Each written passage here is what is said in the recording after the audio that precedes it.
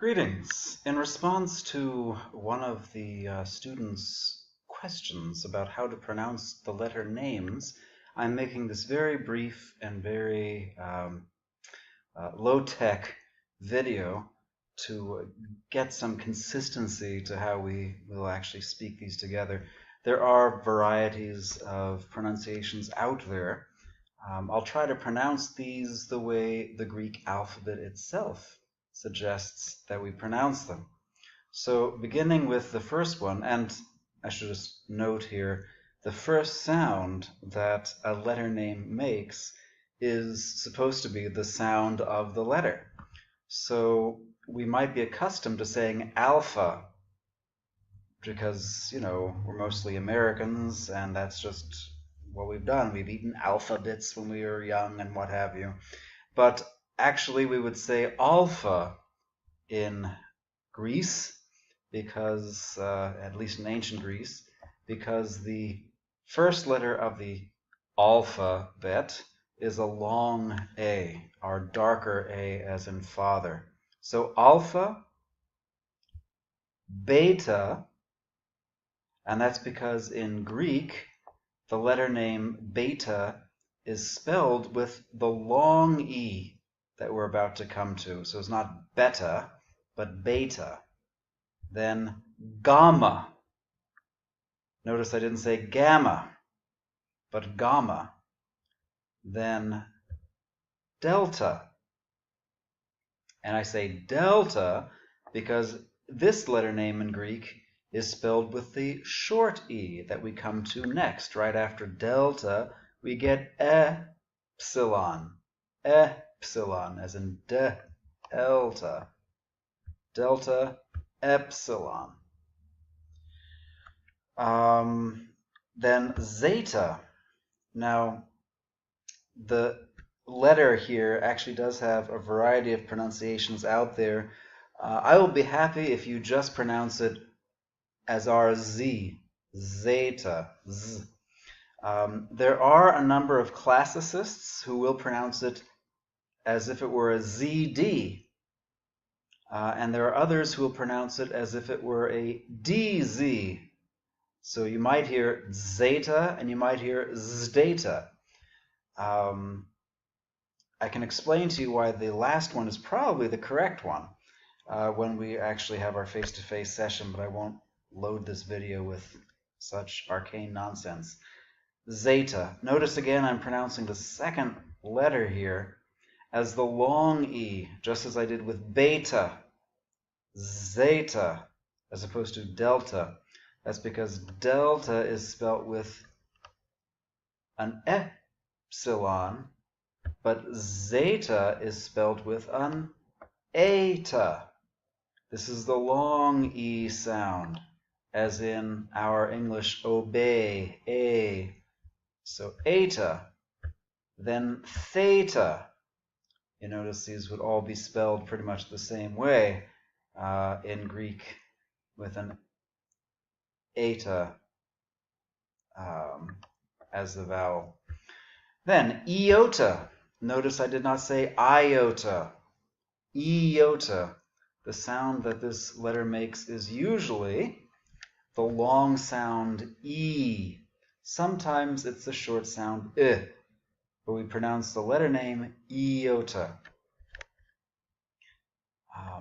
And then kappa, lambda, mu, nu, and here's a great one, xi. The xi, the letter itself is pronounced as our X, or even more properly, our KS.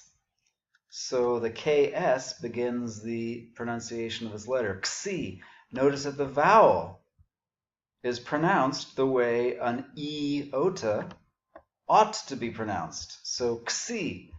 If you grew up with, well, grew up is the wrong way to put it. If you went to college with fraternities, you're probably used to saying xi, but it's actually xi, and we're going to run into that several more times. Then we have omicron. Omicron. You can learn your first Greek word. I don't want to be presumptuous. You might know a lot of Greek words, but first from me, mikron is an adjective meaning small, and it contrasts with mega, which is an adjective meaning large. So we have our small O sound. In English, we would say our short O sound, contrasted with our long O sound. So we pronounce this omicron, not omicron, because the omicron sounds like aw, not the O coming at the end, omega. So omicron. Then, every math teacher you ever had has messed you up for this. It's not pi, it's p. Rho. You don't have to roll it, but it's cooler if you can. Rho. Sigma. Tau. Upsilon. Notice that I pronounce that U. It's kind of a puckered U, like a French U or a German U. So get used to it. Upsilon. Then we have our three double consonants, so-called because they really put two sounds together. Phi, chi, and psi.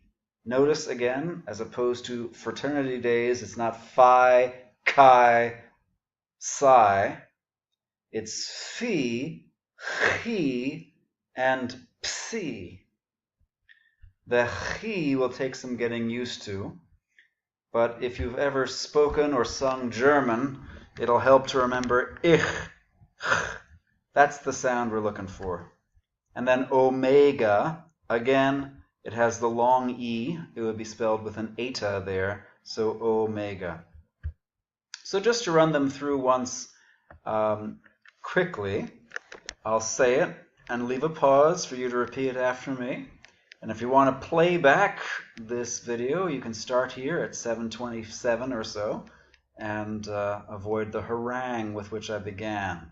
So then, alpha, beta, gamma,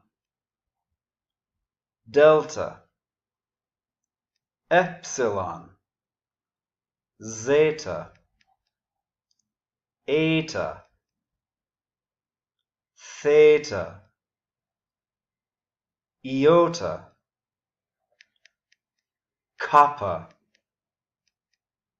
lambda, mu, nu, xi, omicron, pi, rho, sigma, tau,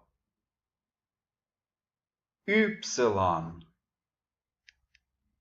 phi, chi, psi, omega. Very good. Keep practicing this and everything else I've thrown at you so we can hit the ground running come August 28th.